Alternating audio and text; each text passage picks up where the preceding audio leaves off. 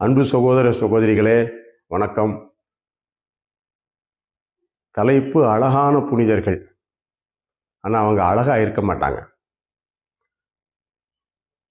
இதை மாதிரி ஒரு பிள்ளை நம்ம வீட்டில் பிறந்துச்சுன்னா அவலட்சணமா, குடும்பத்துக்கு சாபமா, கடவுளுடைய தண்டனையா நினைப்போம். ஏன், நாமே இதே மாதிரி இருந்தோம்னா ஏண்டா உயிரோட இருக்கும், செத்து போகலாமே அப்படின்னு நினைப்போம். நம்முடைய வாழ்க்கையை சபிப்போம்.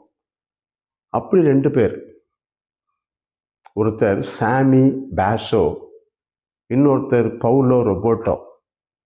இவர்கள் புனிதர்களாக பட்டம் பெறுவதற்கு பரிந்துரைக்கப்பட்டிருக்கிறார். ஆனா அழகழகா வாழ்ந்திருக்கிறாங்க. கடவுளுடைய கொடை, அழகான கொடை வாழ்க்கை அப்படி திரும்ப திரும்ப சொல்றாங்க. மிக அற்புதமான மனிதர்கள். அவங்கள பத்தி நம்ம தெரிஞ்சுக்கணும். தெரிஞ்சா நம்முடைய பார்வைகள் எல்லாம் மாறிப்போம். எப்படி வாழ வேண்டும் என்று இந்த புனிதர்கள் நமக்கு முன்மாதிரியாக இருக்கிறார்கள். அதுக்கு முன்னாடி நம்ம ஜெபிப்போம். தந்தை, மகன், தூய ஆவியின் பெயராலே ஆமென்.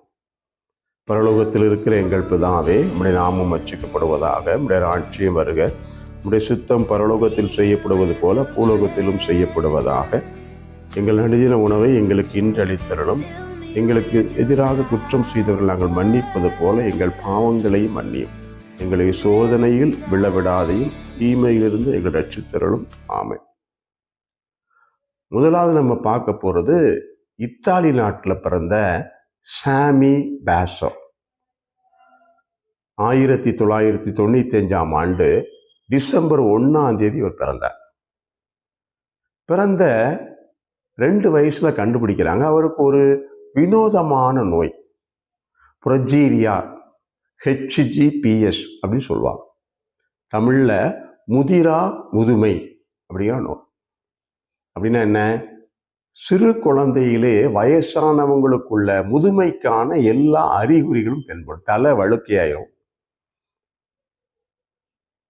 முகமெல்லாம் வயசானவங்க முகம் மாதிரி, உடம்பெல்லாம் வயசானவங்க உடம்பு மாதிரி ஆயிரும், தோல்லாம் சுருக்கம் விழுந்துரும், இதய தமனி ரொம்ப கடினமாயிரும்.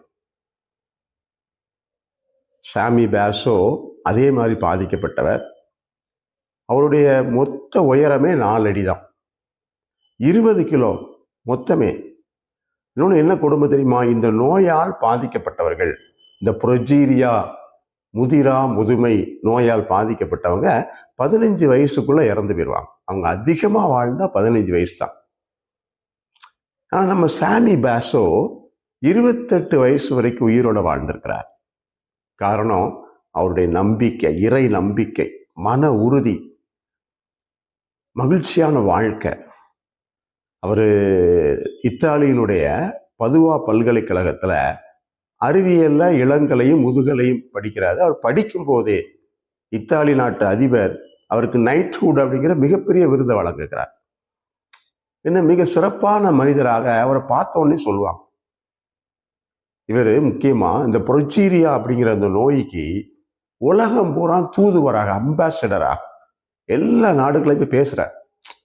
இந்த நோய்க்கு எதிரான அறிவியல் கண்டுபிடிப்புகள், மருத்துவ கண்டுபிடிப்புகள் வேணும், இந்த நோயில் உள்ளவங்களை எப்படி கவனிக்கணும், அவர் எவ்வளவு முக்கியமானவங்கன்னு சொல்லி உலகம் பூரா பேசுறாரு. சைனால கூட பேசுறாரு.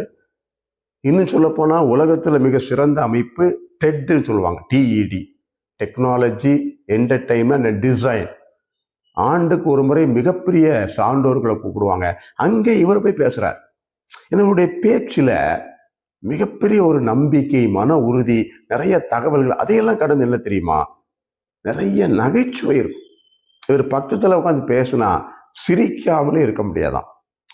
அவ்வளவு ஒரு மிகச்சிறந்த மனிதர் சாமி பாசோ.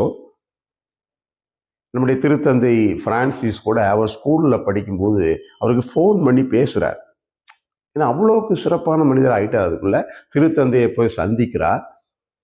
இப்படி உலகத்துல எல்லாருக்கும் ஒரு முன்மாதிரியாக, ஒரு ஊக்கமாக இருந்த சாமி பாசோ இந்த வருஷம் அக்டோபர் மாதம் 5ஆம் தேதி 2024, 2 மாசத்துக்கு முன்னாடி தான் இறந்து போனார்.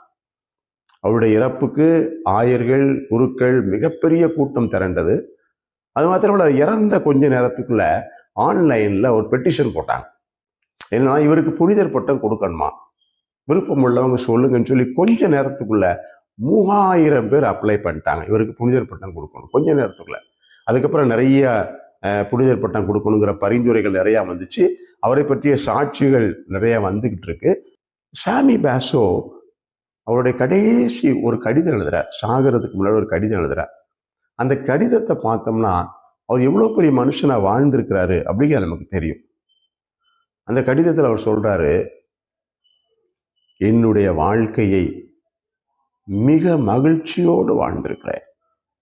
எந்த விதிவிலக்கும் இல்லாமல் ஒரு சாதாரண மனிதனாக வாழ்ந்தேன். கடினமான நேரங்களில் வெற்றியோடும் பரிதாபமான தோல்விகளோடும்.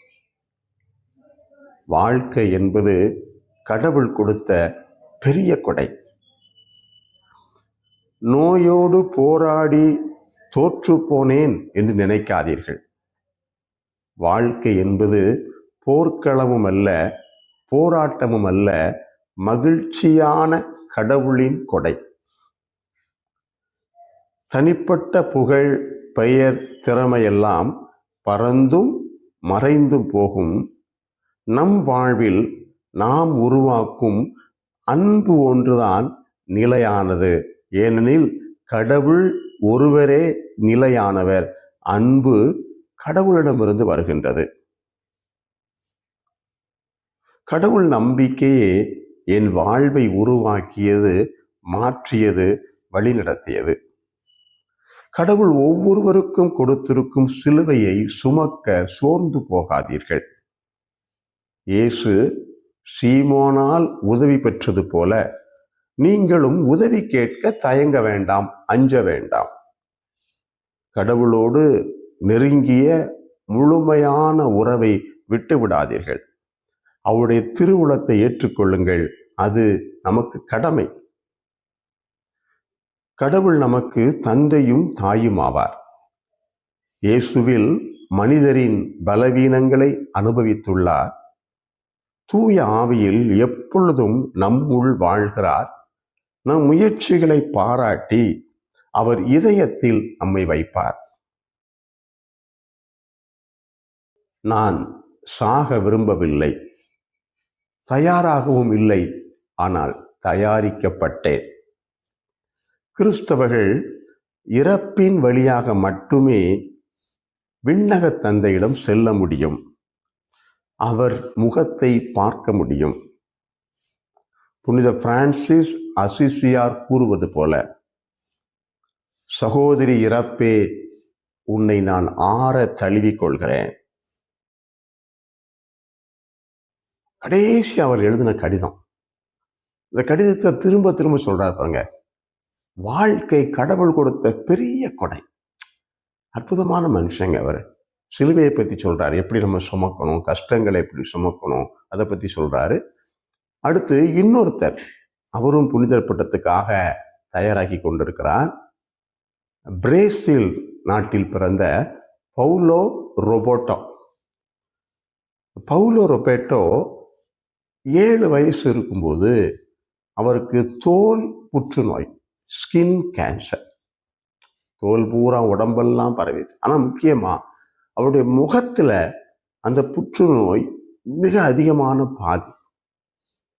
எந்த அளவுக்குன்னா முகத்தில் எப்பவும் புழு பூச்சி இருந்துக்கிட்டே இருக்குமா, பெண நாத்தம் அடிக்குமா, பக்கத்திலே போக முடியாது, அவ்வளோ நாத்தம் அடிக்குமா. அதனால் முகத்தை எப்பவும் மூடியே வச்சிருப்பார். ஒரு தடவை அங்கே இருக்கிற ஒரு குருவானவர் இவருக்கு நற்கருணை கொடுக்க போயிருக்கிறாரு. நற்கருணை அவர் வாங்கிறதுக்காக முகத்தை மூடின துணியை அவர் திறந்திருக்கிறாரு. இந்த குருவானவர் முகத்தை பார்த்தது மயக்கம் போட்டு விழுந்துட்டார் அங்கே. அந்த அளவுக்கு முகம் கொடூரமா இருக்கும். இன்னும் சொல்ல போன முகமே கிடையாது. எ ஃபேஸ்லெஸ் செயின்ட், முகமே இல்லாத ஒரு புனிதர். அப்போ புற்றுநோய், முகமே இல்லை, முக அலங்கோலமா, பெண நாத்தம் அடிக்குது. இப்படி மனுஷன் என்ன நினைப்போம் இல்லை? நம்மெல்லாம் என்ன பாருங்களேன், ஒரு முகத்தில் ஒரு பரு வந்துட்டாலே அதை நினச்சி புலம்பிக்கிட்டு அழுதுகிட்டு பரு இருக்கு சொல்கிறோம். மூக்கு சப்பையாயிட்டு, கண்ணு பெருசாயிட்டு, எவ்வளவு நொந்து நூலாகி போகிறோம், கடவுளுக்கு எதிராக பேசுகிறோம், என்னெல்லாம் நம்ம நினைக்கிறோம் பாருங்களேன். இவருக்கு முகமே கிடையாது. ஆனால் அப்படினாலும் அவர் சோர்ந்து போகலை, இல்லை சாகணும்னு நினைக்கல. அங்கே இருக்கக்கூடிய ஒரு கிறிஸ்தவ அமைப்பு அலையன்ஸ் டி மிஸ்ஸரிகோர்டி, அந்த அமைப்பில் போய் உறுப்பினராக சேர்கிறாரு. அங்கே இருக்கிற அருட்தந்தையர்களோடு சேர்ந்து அவர் பணி செய்கிறார். அவர் வெளியில் போய் செய்தி கொடுத்தாருன்னா அவருடைய பேச்சை கேட்குற போதைக்கு அடிமையானவர்கள், குடிநோயாளர்கள், தாறுமாறாக வாழுகிறவர்கள் மனம் மாறிடுவாங்க. அந்த அளவுக்கு அவருடைய பேச்சு மிக வலிமையாக, மிக வல்லமையாக அவருடைய பேச்சு இருந்தது. நிறைய இறைப்பணிகள் செய்திருக்கிறார். 2002 ஜனவரி மாதம் 10 அவர் இறந்து போனார். அவருடைய இறப்பில் தான் அவருடைய சிறப்பு தெரிஞ்சது. ஏன்னா இறந்து போகிறதுக்கு முன்னாடி அவங்க அம்மாட்ட சொன்னார், நான் இறந்ததுக்கு அப்புறம் என் முகத்தை மூடிருங்கம்மா, முகத்தை மூடி அதில் ஒரு பேப்பரில் எழுதி வைங்க, பாடுகளால் சிதைந்த கடவுளின் முகம் அன்பினால் உருமாற்றம் அடைந்தது, அதை எழுதி வைங்கன்னு சொன்னார். அவரை வச்சு பெட்டியை மூடிட்டாங்க. அப்புறம் கொஞ்ச நேரம் கழிச்சு அந்த பெட்டியை திறக்கும் போது ரோஜா மலரை போல அற்புதமான வாசனை அது உள்ளிருந்து வருது. பாருங்க, வாழும் போதெல்லாம் பிண நாற்றம், ஆனால் பிணமாய் போனதுக்கு அப்புறம் ரோஜா வாசனை. அதில் தான் கண்டுபிடிச்சாங்க இவர் மிகப்பெரிய புனிதராக வாழ்ந்திருக்கிறார். அவரை பற்றிய பேச்சு எல்லா இடங்களிலும் பரவ துவங்கியது. அவருக்கு புனிதர் பட்டம் கொடுக்க வேண்டும் என்கிற நிறைய வேண்டுகோள் வந்தது. அதற்கான எல்லா ஏற்பாடுகளையும் செய்திருக்கிறார்கள். இவரும் அதே போல சாகிறதுக்கு முன்னாடி ஒரு உயில் எழுதியிருக்கிறார். அந்த உயில்ல அவருடைய கடைசி வார்த்தைகள் எழுதியிருக்கிறார். அதை நம்ம கேட்டோம்னா உண்மையிலே நமக்கு மிகப்பெரிய ஒரு முன் உதாரணமாக இருக்கும். அவர் என்ன சொல்லியிருக்கிறார்னா, மற்றவர்களின் துன்பங்களை விட என்னுடையது அவ்வளவு பெரியதல்ல, ஏனெனில் என்னை விட அதிகமாக துன்பப்படுகிறவர்கள் யாராவது ஒருவர் இருந்து கொண்டேதான் இருப்பார். பாருங்களேன், ஜெபமாலையே வெற்றியின் திறவுகோல் என்றும் நம்முடைய விண்ணக வீட்டின் பெரிய கதவின் திறவுகோல் போன்றது என்றும் நான் புரிந்து கொண்டேன். 2 சிறந்த வார்த்தைகள் உண்டு என்பதை புரிந்து கொண்டேன். முதலாவது அன்பு, 2வது அமைதி. வாழ்க்கையில சாபமாக கருதப்பட்டது புற்றுநோய், முகம் பூரா புழு, பிணநாத்தம், சாபமாக கருதப்பட்டதை இவர் ஆசீர்வாதத்தின் ஊற்றாக அவர் எடுத்துக்கொண்டார். கைவிடப்பட்டவர் என்று கருதப்பட்டதை கடவுளின் கொடையாகவும் இறை பணியாகவும் அவர் எடுத்துக்கொண்டார். எனவே வாழ்க்கையில் அழகாக வாழ்ந்து வாழ்க்கையில் வெற்றி பெற்றிருக்கிறார் பவுலோ ரொபர்ட்டோ. இந்த 2 மனிதர்களும் புனிதர்களாக போகிறார்கள். நமக்கு மிகப்பெரிய பாடங்களை சொல்லியிருக்கிறாங்க. ஏன்னா இப்படிலாம் புனிதர்கள் இருப்பாங்களா அப்படின்னு நமக்கு தெரியாது பாருங்களேன். ஆனால் இவங்க தான் உண்மையிலேயே வாழ்க்கையை வாழ்ந்திருக்கிறார்கள், அழகாக வாழ்ந்திருக்கிறார்கள், சிறப்பாக, மகிழ்ச்சியாக, புனிதமாக வாழ்ந்திருக்கிறார்கள். சாமி பாசோ, பவுலோ ரொபர்ட்டோ நமக்காக இறைவனிடம் வேண்டிக் கொண்டிருப்பார்கள். அவர்கள் வழியாக இறைவனின் ஆசி நமக்கு கிடைக்கட்டும். ஜெபிப்போம். அருளிறைந்த மரியே வாழ்க, ஆண்டவர் உம்முடனே, பெண்களுக்குள் ஆசீர்வதிக்கப்பட்டவள் நீரே, உம்முடைய திருவயிற்றின் கனியாகி இயேசுவும் ஆசீர்வதிக்கப்பட்டவர். புனித மரியே, இறைவனின் தாயே, பாவிகளாயிருக்கிற எங்களுக்காக இப்பொழுதும் எங்கள் இறப்பின் வேளையில் வேண்டிக் கொள்ளும். எல்லாம் வல்ல இறைவன் தந்தை, மகன், தூய ஆவியானவர் உங்களை ஆசீர்வதித்து வழி நடத்துவாராக. ஆமென்.